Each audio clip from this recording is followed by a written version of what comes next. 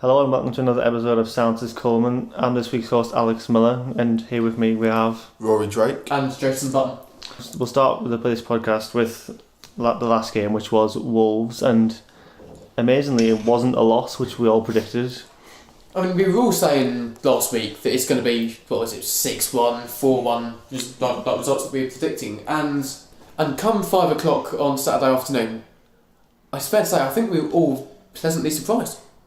I mean, I was very surprised, especially considering we went down to 10 men against the highest scoring team in the league. It was a big shock, and it proves how much we've actually come defensively, because I think under Simon Grayson, I don't think that would have happened. I feel like when we went down to 10 men, the confidence would have just completely dropped, and it would have went back into like sort of the defeatist mentality we do have, and that was a big positive.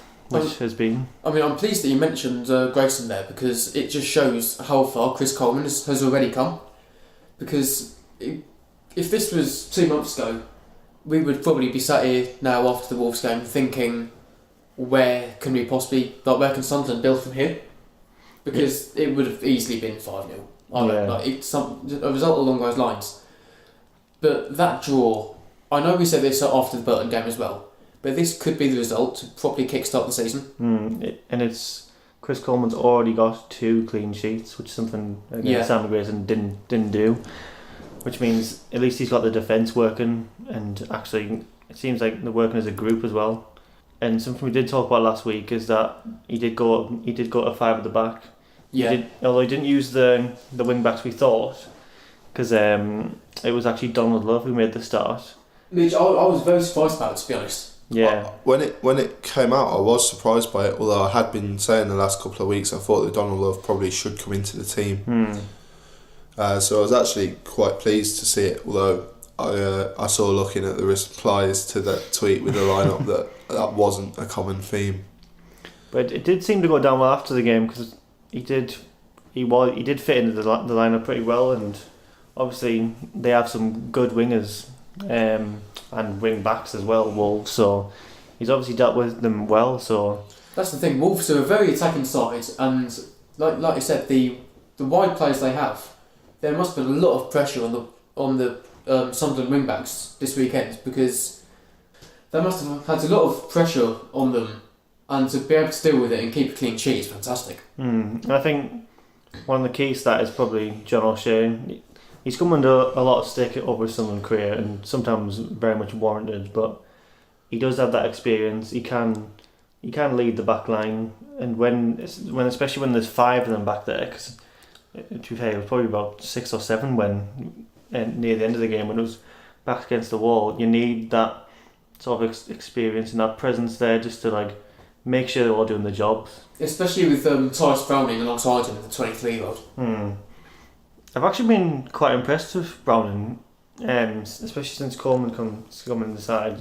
He does seem like they've got a settled sort of, I would say back 2, but it was back 3 in the last game. But it does seem like him and O'Shea do have sort of a partnership growing there, which is nice to see. Do you think this 5 at the back system is going to be something that they're going to carry on with, or is it just going to be because they were playing Wolves and now they're going to revert back to 4? I wouldn't be surprised if we've seen it a lot, especially in the near future, because I think Coleman he wants to keep it pretty tight to start off with, because that's what we wanted to do against Reading, but obviously the sending off completely ruins the game plan. Yeah. You want to try and frustrate the opponents, which we did against Wolves, and obviously that was the plan, and it worked. They were under a lot of pressure because of Lee Cattermole's red card. And again, extra praise for the back 5 on that, because they were able to stay so rigid that they just didn't allow Wolves to way through. I think it just proves another point that's been mentioned several times on here already, that Lee Cattermole he's just not with it. He just doesn't fit the system. Especially this year. Even the system's changed and he still doesn't fit the system. He was laughing when he got sent off, and I don't think that's right. Would you say that was more disbelief?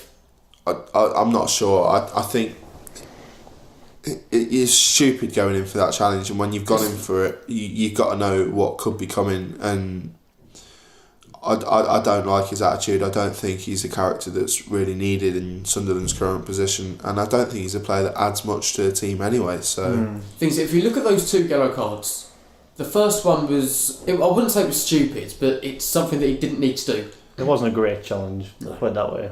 But the second one, it just comes down to him being a bad footballer. Yeah. It was a bad touch. Got it out of his feet far too far, and it just ran away from him. And at that point, you can't just dive in as a player like that. You need to be able to stand up, stand your ground, look at the position that you're in, and see what you can do from there. Especially after the first yellow card came so soon, it's just senseless. It's really. just stupidity, isn't it? 2 in a minute as well. It's ridiculous. Yeah. And I have to say, I was quite surprised with how the game went. Not necessarily with how it played out, but the fact that Wolves had so many shots and just couldn't get anything on target, and when they did, they just were easy for Reuter to save. I expected Wolves to be more clinical, and I thought they would be able to punish Sunderland a bit more. I mean, credit to the Sunderland defenders, they were reducing a lot of Wolves' chances were from long range, and not really. They weren't really able to create too many clear-cut chances, but I think Wolves should have done better than they did there. The thing is, though, Darren Gibson was sitting very deep all the way through the whole team was. All the way through that game, exactly. Obviously, Lee Cattermole very defensive-minded anyway. And then you got Honeyman and Gooch trying to support Lewis Grabban. But it really was those 7 with Gibson, Cattermole and the back 5 who were that anchor and that rigid force that Wolves just couldn't get through. And again, fair play to them for that. One thing we did mention last week was about we weren't sure who was going to play, because we thought McGeady would be dropped, and we thought it would be Joel Asoro, but it was actually Lyndon Gooch who came in the side and really did impress. Yeah, I mean, we've been positive about Gooch before. And very negative as well. Obviously, last week I wouldn't say I was very negative. I just thought that, given how he played against Reading, I thought he struggled a little. But obviously, if he's now coming on, playing against Wolves and impressing, then obviously there is a player there. But I think the Reading game still proves that he does still need to work on areas of his game, and I think you can only get that through playing. So it's nice to see he's going to potentially get opportunities, and hopefully he can keep on going and keep on improving, because I think there's a good player there. It'll be intriguing to see what he can do in a game which we have more of the ball, what he can actually do in an attacking sense. Yeah, and seeing Sunderland go forwards more and see what he can do there. And have more than one shot. Yeah, I think that would be interesting. Another player who came on, a young player, Elliot Embleton, he only played a couple of minutes at the end of the game. But do you think he's likely to get more game time now? I think he'll definitely be in the squad, because, I mean, with Cattermole being suspended, there's not a lot of options in that centre midfield. So I think he'll be on the bench again, and it's just nice to see more youngsters getting involved. I was quite surprised, actually. Not only did he travel down to Wolverhampton and played a couple of minutes at the end of the game, he then actually played most of the game the next day for the under-23s against Liverpool. Things you mentioned his role in the under-23s. From what I saw of him last season, I was very impressed. And last season, looking at the players in that squad who got to the final of the Premier League International Cup against Porto, he's one of the players who I could see with the relegation starting to push his way into the squad.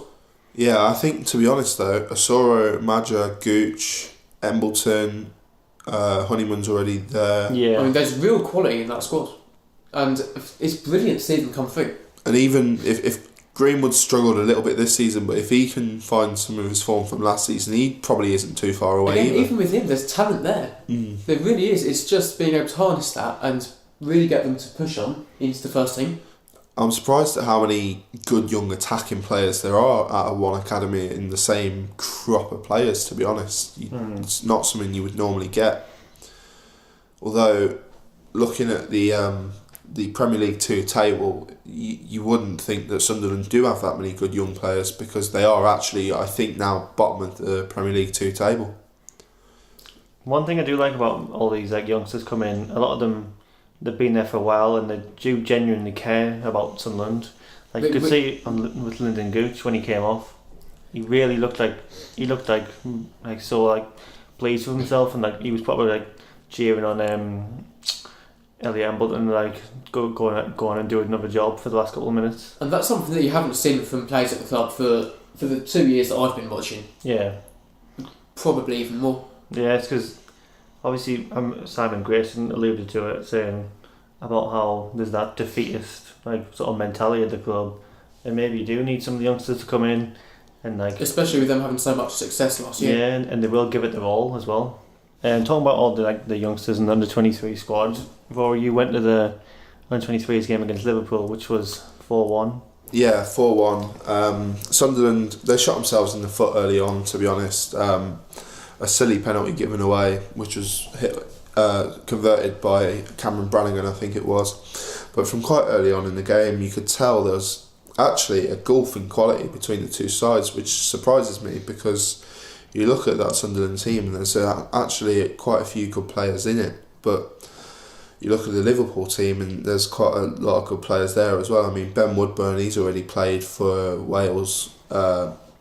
He's a very promising talent, Ben Woodburn. He's been linked to Sunderland as well on loan in January. And I don't think he did his chances too much harm on Saturday, really. He scored a nice goal. And then they got Ryan Brewster from the England under 17 squad, I think he was in. I think he scored a hat-trick in the semi-final or something like that. So Liverpool, they've got a lot of quality players. They are actually top of Premier League 2 at the moment, so it's no surprise that they ran out winners of the game and won it 4-1. But that wasn't even the strongest team Liverpool have put out this season, and they've got a lot of good young players at the club in general, one of whom is Shea Ojo, who's currently out on loan at Fulham.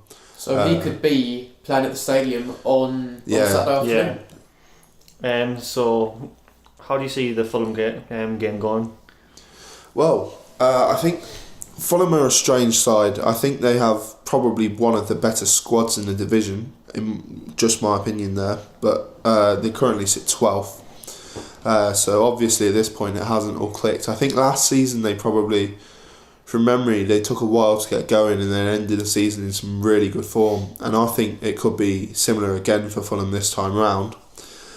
I just think they've got a lot of good players in a lot of areas of the pitch, and but obviously it hasn't clicked yet. They only beat Birmingham 1-0 on Saturday, and they faced a penalty as well. It could have been 1-1 easily. It's a winnable game. It has to be seen as a winnable game. What they don't have though, going against them, it seems, is if they don't have like a natural striker and a goal scorer. Because we've seen Johansson this season, who's a midfielder, go up there. So that's probably the reason why they're not like near the playoffs or in the playoffs even, in fact. Because if they've got someone who's getting about even like 7 or 8 goals, that's about probably 2 or 3 wins right there. I think Johansson's only got 4 this season, so that's very true. And I think he's their top goal scorer, in fact. He's their top goal scorer, yeah. It's interesting to see that such a squad with such what seems like such quality can't seem to find a prolific goal scorer. Yeah, I think they've scored 27 goals so far this season, which, considering Sunderland, I think, have scored 26. Yeah, so, one more, yeah. It's not a lot, really. You'd think, given the players they've got available to them, they probably should have scored more. I'm not sure what it is. Slavisa Jokanovic, I think he has a habit of this, though, starting seasons quite slowly. So, I as I say, I am expecting them to start going up the league in the second half of the season, but whether that starts on Saturday or in a couple of months' time, I don't know. But I'm expecting them to finish higher than they are at the moment, that's for certain. Well, I'm hoping the same with Sunderland as well. And it feels like a sort of similar situation to the Reading game, going off into that after the back of a positive result, and just won away to Wolves. And it does seem like there is that chance to get this final 3 points at home, which obviously we don't want to break that record. Keep breaking our own record, even in fact now, of days without a home win. Which well, the stars on the lines for this game. I think Chris Coleman against Fulham, almost a year to the day since that now infamous Watford game. And Coleman against his former club as well. It'd be, if they don't win this game, it's going to be at least 371 days until a home win, which is ridiculous. No set of fans deserve that, no matter who you support. And then if they lose that game against Birmingham, it'll be at least 380 days before Barnsley on New Year's Day. Yeah, and it'll be a calendar year over 2017 where we haven't won a home game. I feel like the next two home games, Fulham, their away form, it's good. It's not brilliant, but it is good. I think it'll be a tough game. But Birmingham, their away form is actually the worst in the league. So they've picked up 2 points away from home. So I think if that record will go, I think, either in this Fulham game or in that Birmingham game. I think there's a real chance for 4 to 6 points from the next two games. So I think the way the club's going, it needs to happen sooner rather than later. It really does. And if it can be this Fulham game, because I think there's a collective cloud at the moment over the Stadium of Light, and if that feeling can be removed, there could be a chance to push on. I agree. I think when they get that first home win, they'll probably start getting a few more relatively quickly, because getting over that first one is going to be the issue. But when it's there, it's not going to. When they play at the Stadium of Light, they'll know that they've not won there in ages, and that will be a bit of a barrier when they get rid of that barrier. It would be a huge burden, I can imagine, on the players. But the Fulham game, it will be a struggle. In goal, they'll have David Button or Marcus Bettinelli, both I think are very good Championship keepers, Bettinelli especially.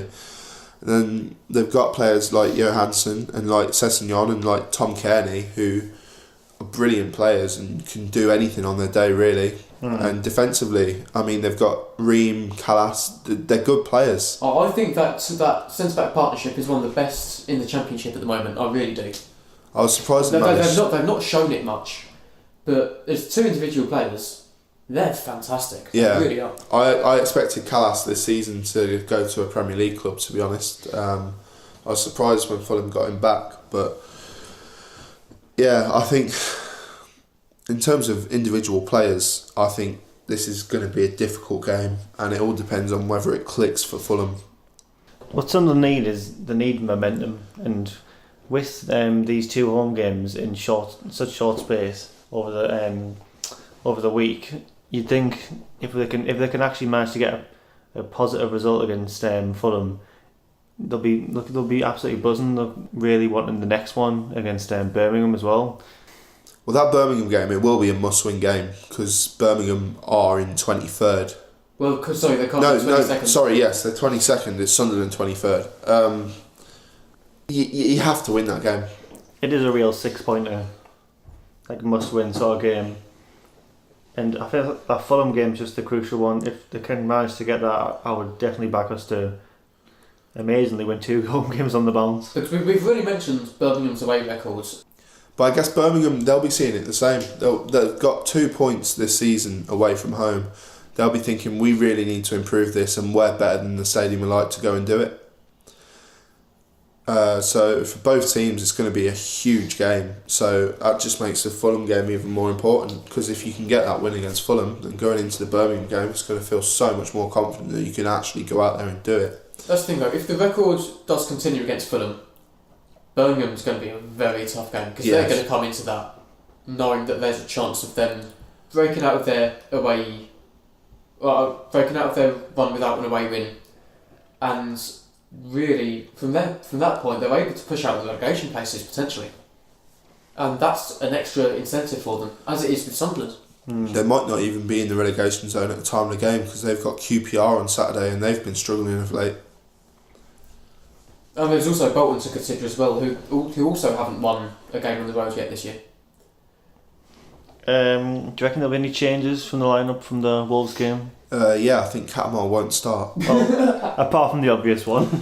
Yeah, I think Coleman, he might revert back to the 4-2-3-1 or 4-3-3, however it was. I think against Wolves, I think that formation, the whatever formation it was in the end that he put out, I think that worked for that game.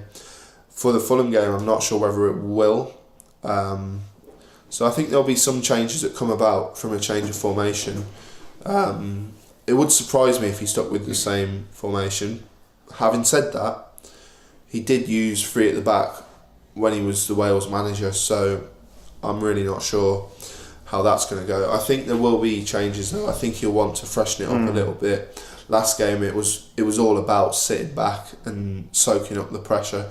Against Fulham, he will want to be more attacking, and I think he will go for it a bit more. That's the thing. I think there are options now to dictate the play, especially with Catamar being out, who's not really that playmaking sort of midfielder.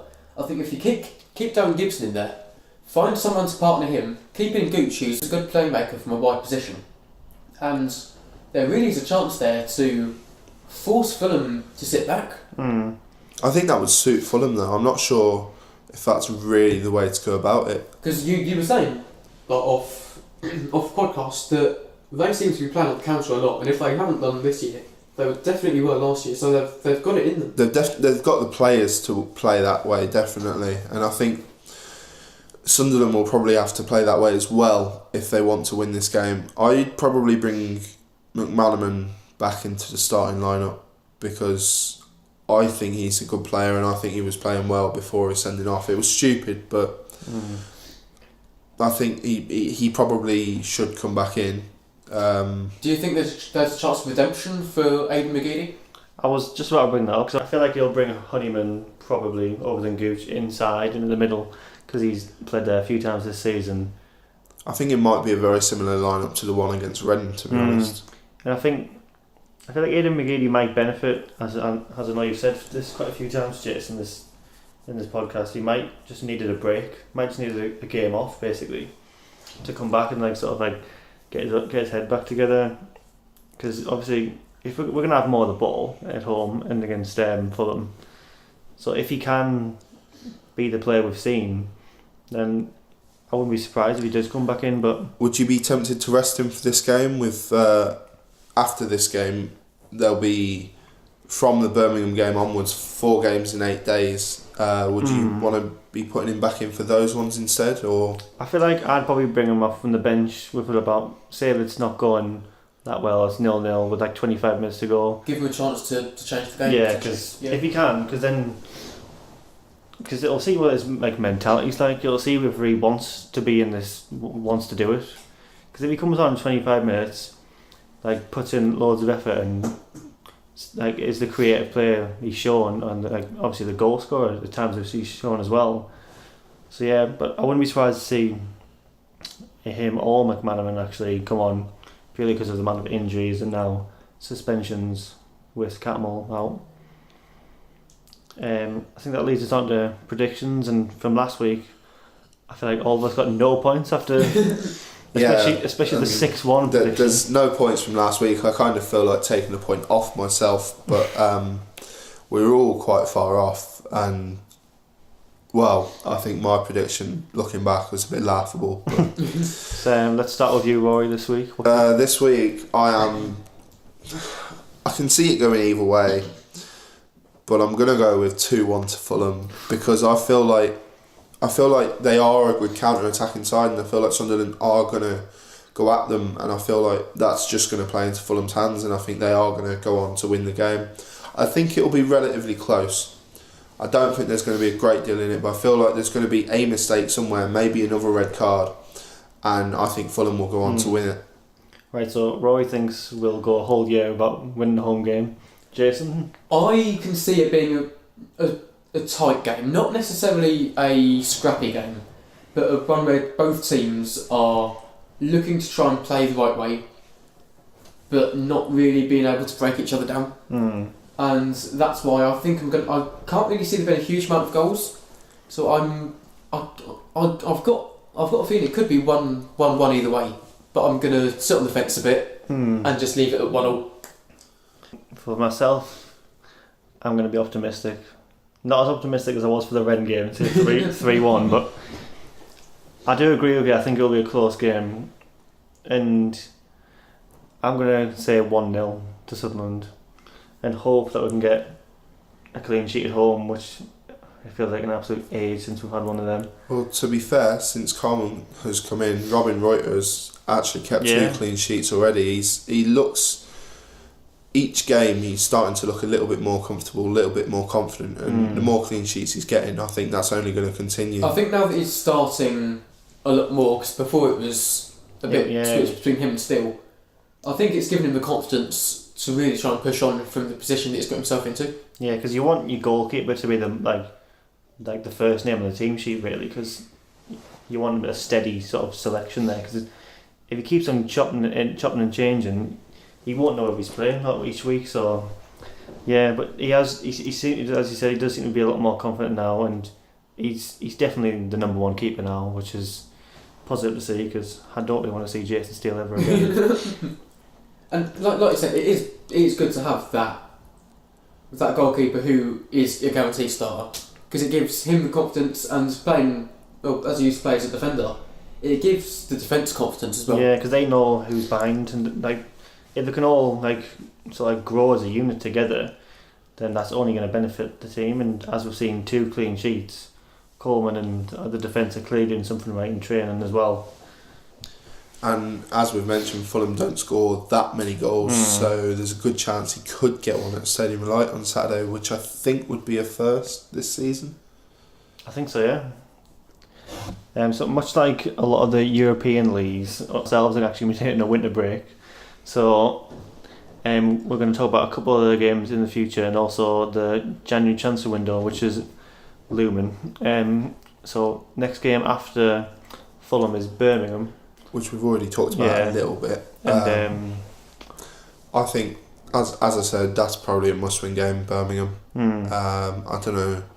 I think both of you, I don't think anyone would disagree with that, actually. A team with terrible away form in the relegation zone, you need to be winning that game. And yeah, that is a must-win game. Steve Cottrell's not exactly got a great record so far this season either, so... This Saturday they're playing QPR, which is a winnable game for them. And I think it all depends how both teams come out of that. Because like we said before, if there's a home win against Fulham, that's going to just raise the club.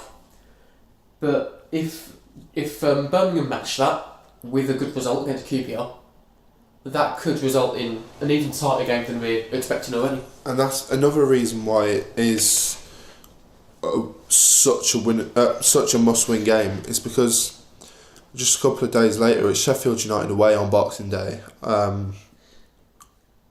was going to say I don't think anybody's expecting a point. I would expect a point now after last week. After saying it was inevitable that Wolves were going to win, I'm going to say, Chris Coleman, you need to get a point at Bramall Lane on Boxing Day. You've proven a point now. You've proven you can go to these good teams and do it. Do you guys think that a point is a must from that game? I wouldn't say it's a must. I'd say a point would be a good result, but I'm not sure how... I mean, as a fan, how happy I'd be if my team sat behind the ball every time they went to someone in the top 10. But if you think, hypothetically, if you do win the next 2 games, then I feel like the team will probably go into the Sheffield United game thinking, we can probably win this. And I mean, it seemed like unheard of to someone to win 3 games in a row, but I think that's what they'll probably be aiming for. I do feel like Sheffield United slipped down the table a little bit in recent weeks. I feel like they were second not that long ago, and they now sit 6th. So they're still comfortably inside the playoff positions. They're still 4 points above Leeds. I guess it is feeling each week as if it is a more winnable game though. They lost, I think, to Bristol City with a late win after they went down to 10 men. But no, Leon Clark, I think he's the top goal scorer in the league in the Championship now. So obviously he's like the biggest threat. Problem is, that's a tough game. And then you look at the game after, Nottingham Forest, you look at the table, you see they're 11th, you think, oh, not a problem. Look, break it down a bit more, and they've got the 5th best home record in the league, so it doesn't get any easier. That's still a winnable game though, because it obviously depends on how the next performances go, but if Sunderland can get like 2 wins from the next 3 maybe games, or like even like say we go unbeaten for those games and like get 2 draws, that's still positive, and like we just need to start edging our way up. Say next challenge is to get out of the relegation zone. It is all building blocks at this point in the season, just really, because there's no point in trying to get anything other than safety at this point. Yeah. I guess a lot will depend on the next 2 games. Lose both of those and you'll go into Sheffield United and Forest not expecting anything really. But get maybe 4 points from Fulham and Birmingham, you'd probably be quite happy with that. That's the thing, these the way the fixtures are set out, to have so many games in a short amount of time, it's not great for the players physically, but the momentum that they can generate is fantastic. It really is a crucial couple of weeks in the whole season, and for the club really, because it could just keep getting worse if especially if we only get like a point from the next 2 games. Yeah, if there's only 1 point games from the next 2 games, I wouldn't see anything from the Sheffield United or Forest games, and at that point, I think you'll be 25 games in and looking pretty doomed heading into the January transfer window. In which point, there's not a huge amount there really to be positive about again, is there? It's because I think we're just a point off the like Bolton in 21st outside the relegation zone, so we could even go outside the relegation zone with a point, because our goal difference isn't actually that bad. It's because I know it's a lot better than Burton's, who are bottom, and better than Birmingham's and Bolton's.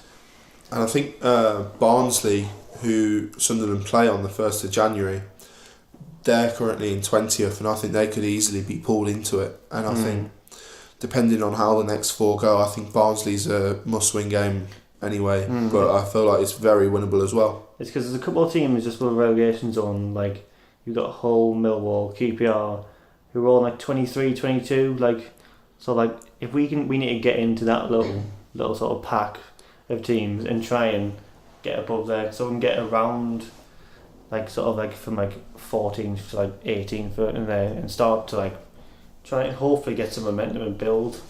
If you can't do that, at least try and drag the Millwalls, the Hulls, the QPRs down with you, because it's got the potential there to be very, very scrappy come the end of the season. We all know that Sunderland can do that if they need to. Yeah, because the gap needs to get smaller, not bigger. It's because obviously there's about 7 points going up to 19th now, and that needs to get shorter. And with so many games in a short space of time, if you can turn it around that quickly, the amount of positivity that would bring, you're probably starting to get decent crowds back if you get decent results in most of those games, I think. And from there, momentum generates and builds itself. You do reach a point as a club where you can only go down so far, and at that point, once things start to turn around, you've got that ability to get people through the gates. There's crowd behind the team, they push on, and before you know it, there could be I'm not saying a promotion push, but maybe a push to mid-table. And I think these 5 games are going to be crucial, not just because of league position, but given the league position after that, I think will massively affect how Chris Coleman goes into the transfer window.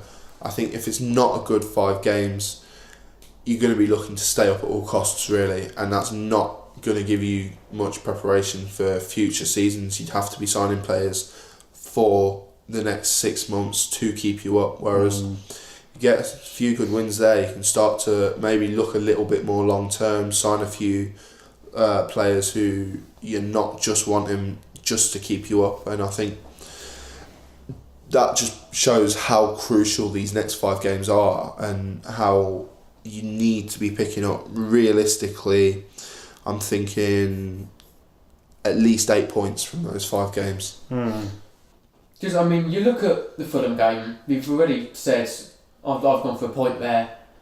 I think Birmingham, again, depending on how this weekend goes, could quite easily be 3 points. You've got 4 points there, and straight away, you're going to be outside the relegation places, and from there you're only a few points behind Barnsley. If they get a couple of bad results in those match days, have the Yorkshire team come up to us on New Year's Day and really give them a go. And if you're in that, then before you know it, you're starting to creep up there. Looking to, as we mentioned a bit, the transfer window. What positions? Where do you think Chris Coleman needs to strengthen if he's allowed to sign anyone? Well, we've mentioned a few times that we think Sunderland were going to need a striker anyway, but it does. Each time we do a podcast, it seems more and more likely that Grabban will probably be recalled by Bournemouth. Yeah. So I think a new striker is going to be absolutely crucial.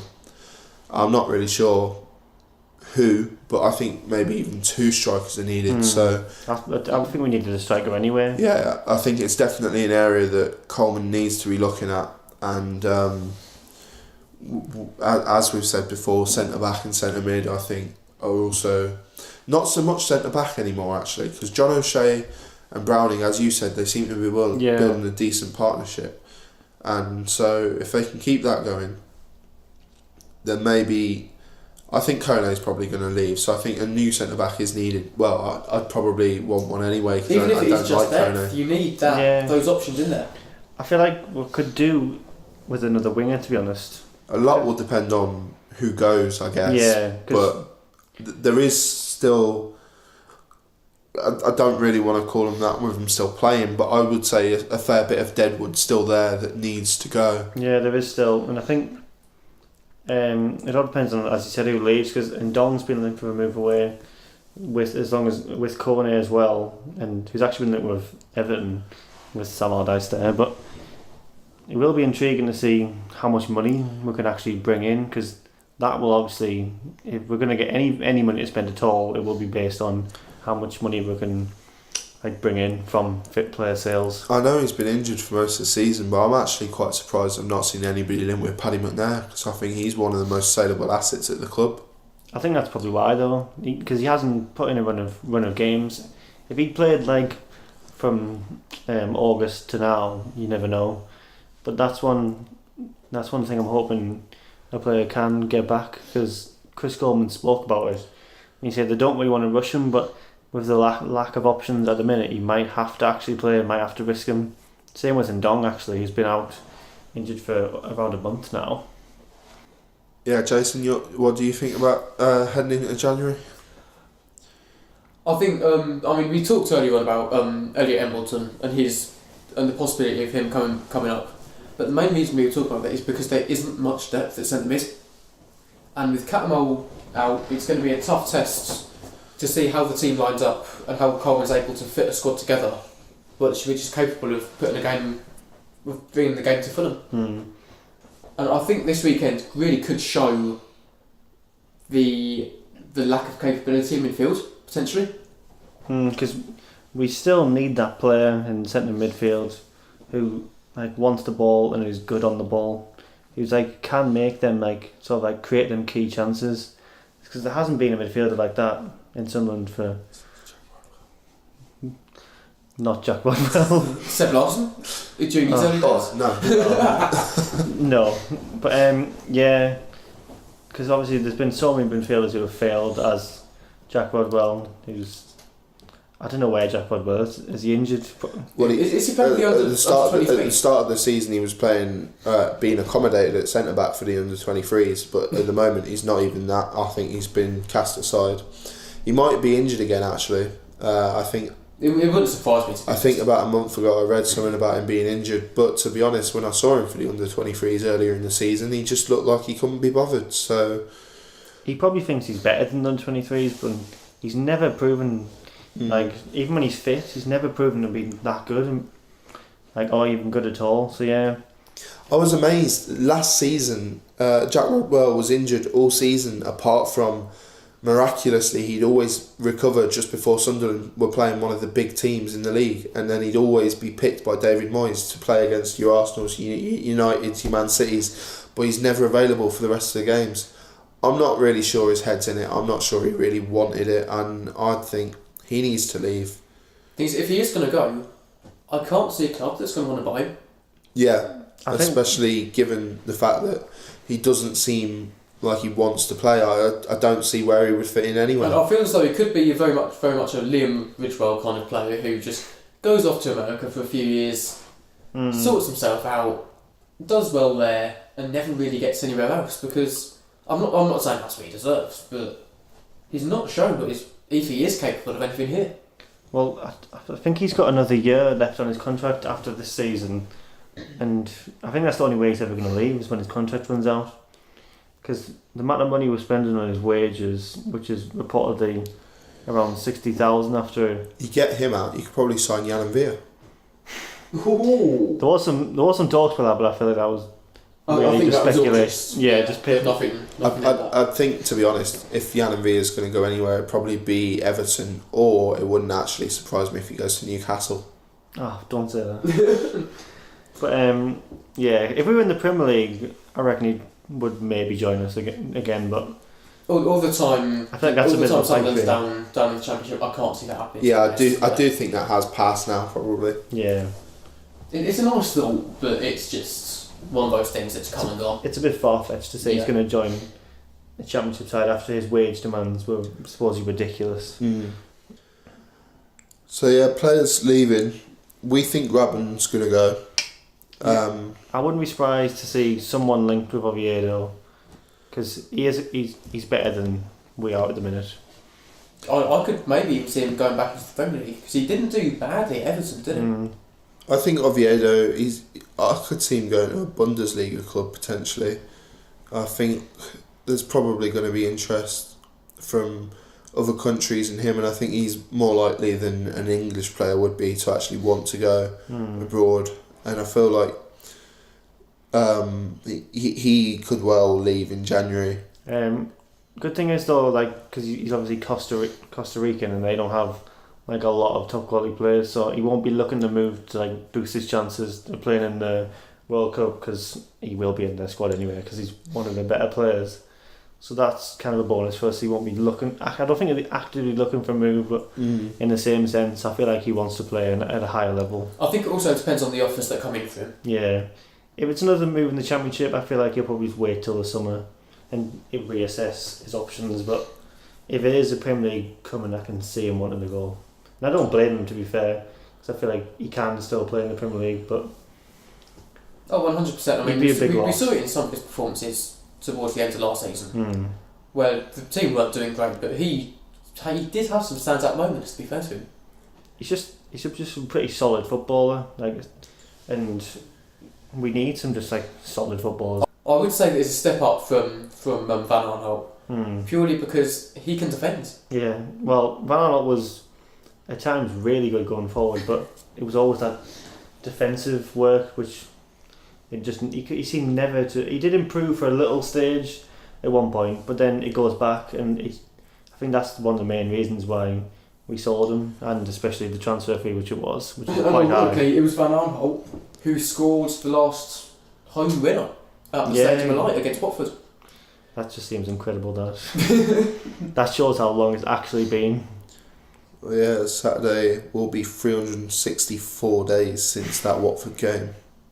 Like I said, I'd like to think the stars are going to align, everything's going to come together, and everything's going to be fine. It wouldn't surprise me, because Fulham have disappointed this season. It would fit that idea of, not a fairy tale, because we all know this is more of a nightmare, but it would fit that narrative, and if it goes through, fantastic. That pretty much wraps it up for this week's episode of Sounds Coleman. Thanks for listening, and make sure you check out our YouTube channel and our Twitter, and we will be back for around the start to middle of January after the Middlesbrough FA Cup game.